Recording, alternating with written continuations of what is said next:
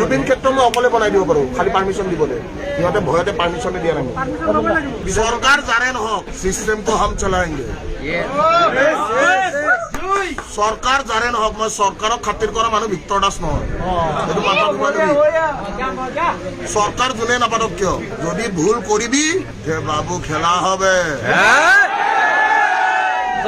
লাগি আছো দেখা পাইছ নাই? চবে দেখা পাইছ নাই? অকলে গুজৰি আছে নাই? সিংহ হয় নে নহয়? কোনো চুৰ নাথাকে দেই, চুৰ জন্ম দিয়া হয়। কোনো গুণ্ডা নাথাকে, গুণ্ডা জন্ম দিয়া হয়। হয়নে? পৰিস্থিতিয়ে বাধ্য কৰে।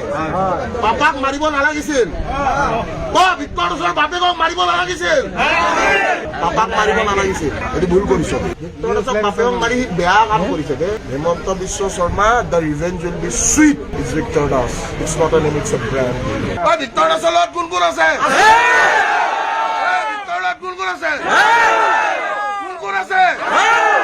মানুহবিলাকে জুবিন দাক পাহৰি গৈছে, এইটো চবে বিশ্বাস কৰে হয় নহয়? জুবিন দাই নিয়াৰ কাৰণে এতিয়া কোনে লাগি আছে? হিন্দু মুছলমান সকলোকে দাদাই একত্ৰিত কৰিব দিছিলে। মই সদায় এটা হনুমান, মই জুবিন দাৰ ভক্ত বুলি কওঁ নে নাই? যিটো সময়ত ইয়াতে নিকৃষ্ট ৰাজনীতি চলিছে, হিন্দু মুছলমানৰ ৰাজনীতি চলিছে, সেইটো সময়ত দাদাই দি দিয়া দায়িত্ব যোনখিনি যে হিন্দু মুছলমান চৰ পাহাৰ ভৈয়াম সকলো জেগাতে মানুহখিনিক একত্ৰিত কৰি আছো। এতিয়া ঘূৰি ফুৰিছো, কাৰণ যদি জুবিন গাৰ্গে ন্যায় নাপায় আমি কি কৰিম? আমি কি কৰিম? জুবিন দাই ন্যায় নাপালে কি কৰিম? কি কৰিম? আৰু অকলে মই পাৰিম নেকি? মোৰ লগত চব থাকিব লাগিব, আছে নাই? মোৰ এটাই কথা, মই যিটো কথা কওঁ যে আমাৰ মানুহবিলাক একত্ৰিত হ'ব লাগিব, মানুহবিলাক শিক্ষিত হ'ব লাগিব। আপোনালোকে সেইটো কথা বুজি পাইছে নাই? আৰু যদি আপোনালোকে পৰিৱৰ্তন আনিব পাৰে, কোনে আনিব পাৰিব? জনতাই আনিব পাৰিব। জনতা একত্ৰিত হোৱাটো সময়। আজি মোক জেলত ভৰাই দিয়াৰ পিছত 5 মাহৰ ভিতৰত জুবিন গাৰ্গৰ ন্যায়ৰ বস্তুটো নোহোৱা কৰি পেলালে, হয়নে নহয়? চৰকাৰৰ কিছুমান নীতি থাকে, সেই চৰকাৰৰ নীতিবিলাকে যেতিয়া তেওঁলোকে ব্যৱহাৰ কৰে, নীতিবোৰ ব্যৱহাৰ কৰি এটা এটা ইছ্যু তেওঁলোকে তলত পেলাই দিব পাৰে। যেনেকে জুবিন গাৰ্গৰ ক্ষেত্ৰত আমি দেখিছো গোটেই ইছ্যুটো তলত পেলাই দিছে। 12,000 পৃষ্ঠাৰ চাৰ্জশ্বিট দিলে কি হ'ব? 12,000 পৃষ্ঠাৰ চাৰ্জশ্বিটখনৰ গভীৰতা কিমান সেইটো বুজি পাব লাগিব। আমি জেল খাটা মানুহ আমি গম পাওঁ, আমি কেছ খাটা মানুহ আমি গম পাওঁ যে দেখাত বস্তু এটা ডাঙৰ হ'ব পাৰে, কিন্তু চব দেখাত ডাঙৰ বস্তু ধুনীয়া বুলি আপুনি ক'ব নোৱাৰে বা তাৰ গভীৰতা আছে বুলি ক'ব নোৱাৰে। কথাটো বুজি পাইছেনে নাই?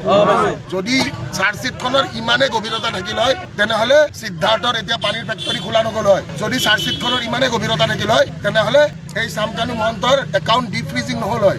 তো এইবোৰ কথা মানুহে সাধাৰণ জনতাই বুজি পোৱাটো উচিত। আৰু আমাৰ জুবিন দাৰ ন্যায় আমি লাগিবই, লাগিবই।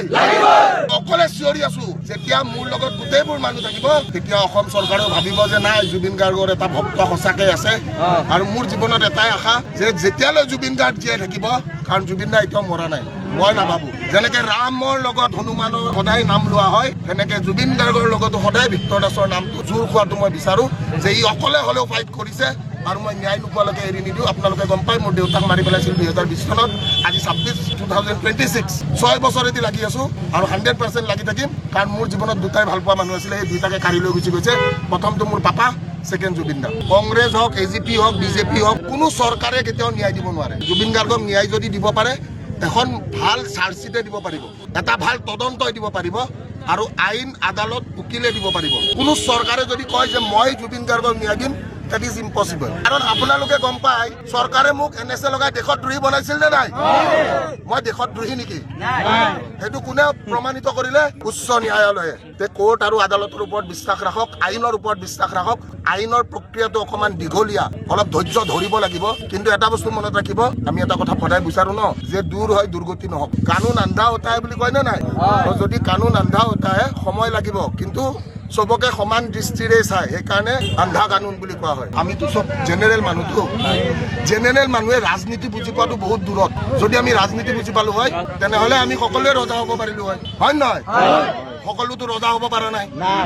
যোনে নিকৃষ্ট ৰাজনীতি কৰিছে, যোনে সেই নালাটোত সোমাইছে, সেই নালাটোত সোমোৱাবিলাকে গোন্ধটো কেনেকুৱা গম পাইছে। তো এই কথাটো মনত ৰাখিব। হিন্দু মুছলমান আজি বুলি নহয়, আপোনালোকে মনত কৰক যদি পঢ়া শুনা কৰিছে, এই 1947তো আমাক ইণ্ডিয়া পাকিস্তান কৰি থৈ দিলে। কি কৰিলে? হিন্দু মুছলমান কৰিলে। সেই তেতিয়াৰ ৰাজনীতি আজিৰ ডেটতো প্ৰচলিত হৈ আছে। ভাবক কিমান বছৰ হৈ গ'ল, কিন্তু আজিৰ ডেটতো মাৰামাৰি কাটাকাটি কৰিছে। যদি কি কৰিছে? হিন্দু মুছলমান লৈ কৰিছে, গৰু মাংসক লৈ কৰিছে। তো এইবোৰ বস্তু জনতাই বুজি পোৱাটো উচিত, জনসাধাৰণে বুজি পোৱাটো উচিত, হয় নে নহয়?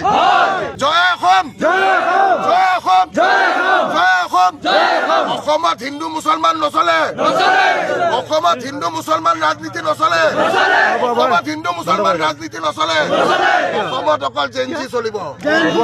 জয় জুবিন দা, জয় জুবিন দা, জয় জুবিন দা।